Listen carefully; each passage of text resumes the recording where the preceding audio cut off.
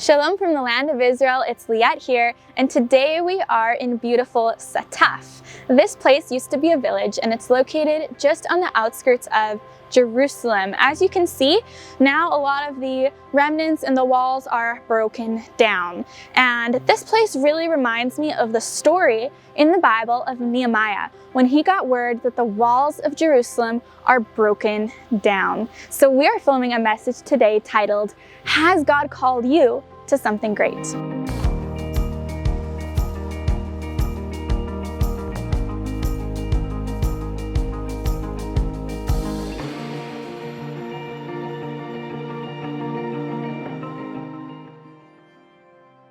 So in Nehemiah 1:2, it says, I asked them about the Jewish remnant that had survived the exile and also about Jerusalem. Nehemiah was actually fulfilling the command given to us in Psalms 122:6.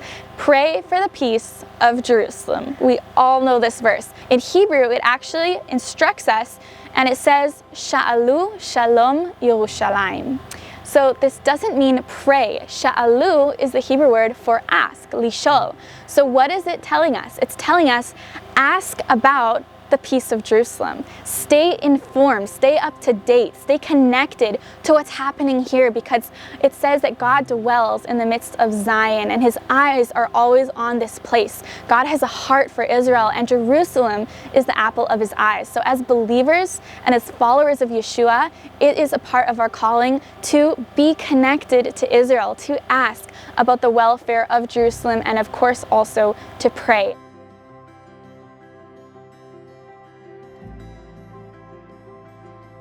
I believe that we each have a God-given calling that he's put on our life. When our life is not infused with any purpose, it's just the same day after day, it can feel really empty and meaningless. That's because God has created us with this intrinsic drive to want our life infused with purpose, to be using our gifts to help others, to make a difference, and that is a natural God-given desire. But often we're faced with these questions, okay, I know God's called me to do something here on this earth, but what is it? How do I know what my calling is? And how do I take steps to even get there? It can seem like such a mysterious path. How do we move forward? In Nehemiah 1:2, the story begins.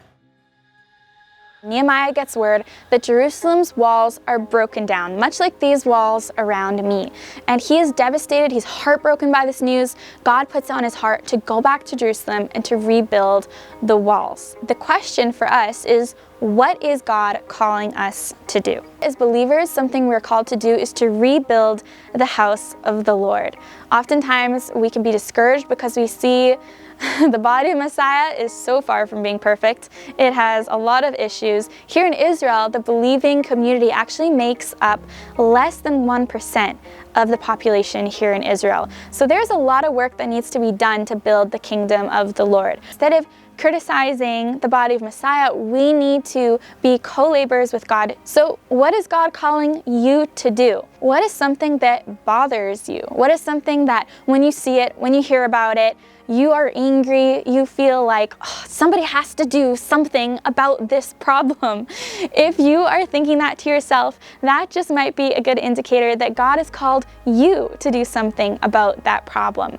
Here in Israel, my husband and I run a ministry called Light to the Nations, because something that really bothers us is when we see the church in Israel and this great divide that has happened, and something we're passionate about is helping others to connect with the Jewish roots of our faith in Yeshua and to connect with God's heart for Israel and the Jewish people. So that's what our ministry and our calling is all about. But your calling might be totally different.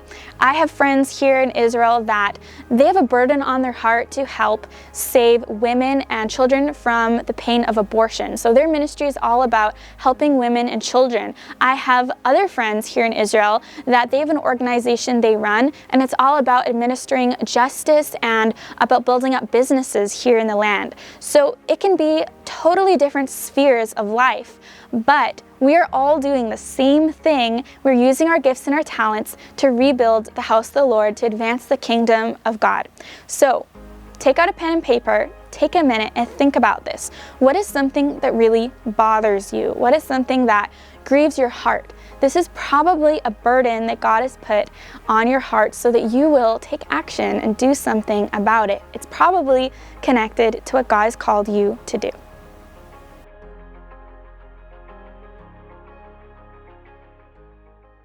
Okay, so you may have identified what you feel like God is calling you to do, but now you may be asking yourself, how in the world am I going to do it? Oftentimes, God calls us to do things far beyond our own strength, our own abilities, and He gives us a vision much greater than ourselves. So if you're asking yourself, how am I going to do it? Let's be encouraged and jump back quickly to the story of Nehemiah. When Nehemiah was called to go back to Jerusalem and rebuild the walls, the king actually gave him all the supplies he needed, protection for the journey, the supplies to rebuild the wall, everything he needed, even time off from his job as cupbearer.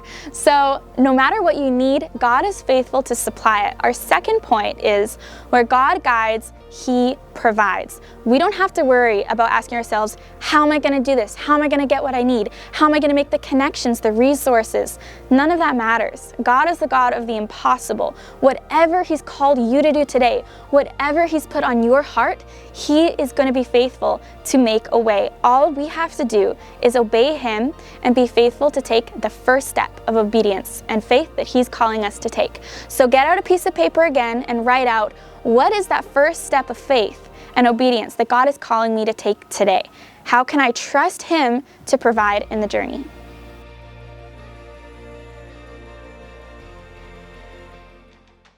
So Nehemiah was in Jerusalem. He's working to rebuild these broken down walls. He has all the supplies that he needs. God has provided for him.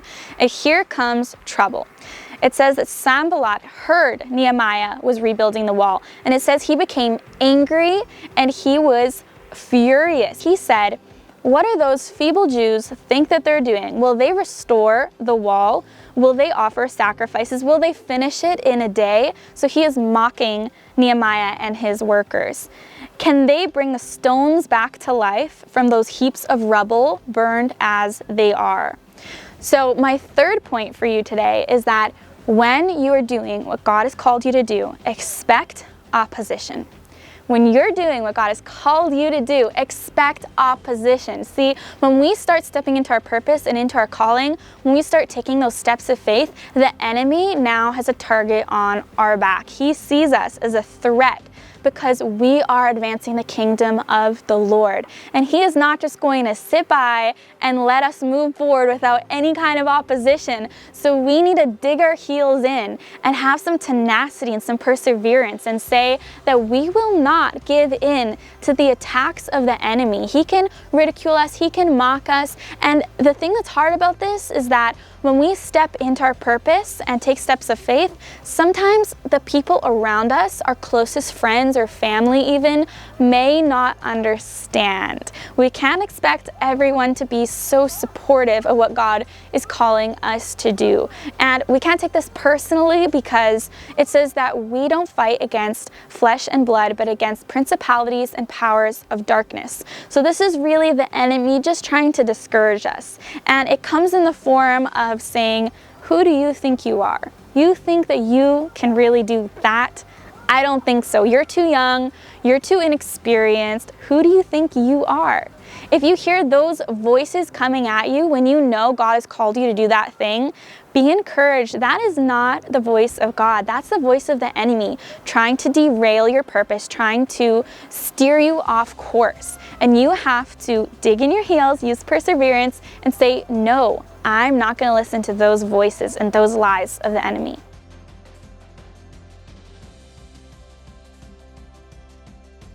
So Nehemiah was also faced with this opposition from the enemy.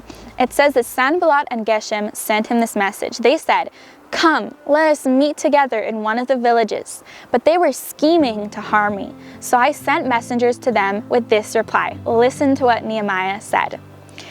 "I am carrying a great work and cannot go down. Why should the work stop while I leave it to go down to you?"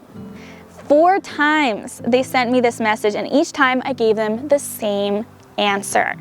So this is our fourth and last point in this message. If the enemy can't destroy you, he'll try and distract you. You may have heard that before. It is so true. In the story of Nehemiah, they kept pestering him and nagging him.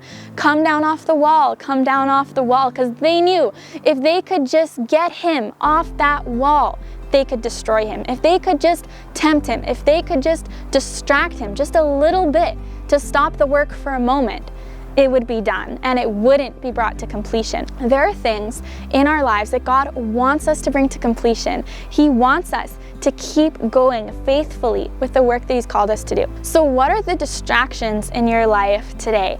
I know that distractions are not few and far between in today's world. Oftentimes I'll pull out my phone trying to get to my to-do list, and then I'm bombarded by messages, notifications, DMs, and an hour in, I remember in the fog of my confusion, oh yeah, what was I doing again? I was trying to find my to-do list to be productive. So I'm sure you can relate to that. But even on a greater scale, the enemy tries to distract us because the work God has called you to do is so great. The enemy knows if he can just distract you just a little bit and just pull you off course just a little bit, it can destroy the entire calling God has put on your life. And oftentimes those distractions come in the form of wrong relationships.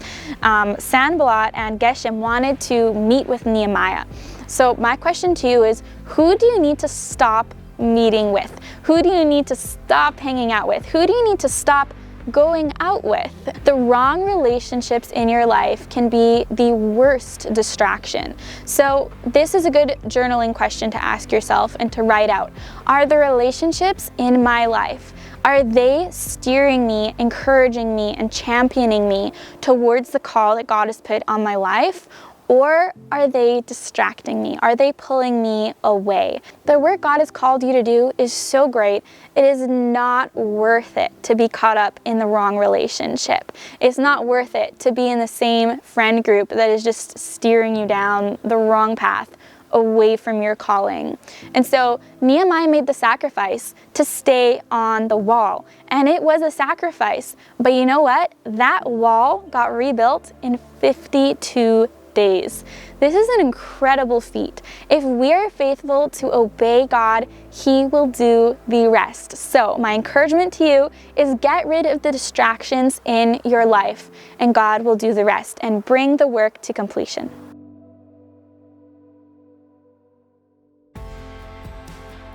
So in Nehemiah 6:16, it says, "When all of our enemies heard about this, all the surrounding nations were afraid and lost their confidence because they realized that this work had been done with the help of our God." So we can be encouraged that the call of God on our life is not up to us to accomplish in our own strength. We are just partnering with God, and it's His power and His Spirit at work through us. It wasn't because of Nehemiah's just great construction plans that he was able to rebuild the wall in 52 days while enemies were trying to destroy him the entire time. It was because of the hand of God, the favor of God, and the protection of God on his call to rebuild the walls of Jerusalem. So when we are looking at accomplishing the call of God on our life, we can be encouraged that it's through His strength and power alone, and it's for His glory, so that everyone around us, they will see and recognize that we are doing this work because of God's Spirit and His power in us, bringing it to completion. Shalom from Israel, it's Yanai and Liat here. Thank you so much for your prayers and your support towards our ministry, Light to the Nations. You're helping us to reach the younger generation here in Israel and in the nations. If you want to see more videos like this, make sure you subscribe to our channel. And if you want to be the first to know about them, make sure you get on our mailing list. You can do that at light-to-the-nations.com. Thank you so much for partnering with us. You're helping us to rebuild the broken down walls here in Israel together. We send our love and our blessings from Israel. Until next time, Shalom.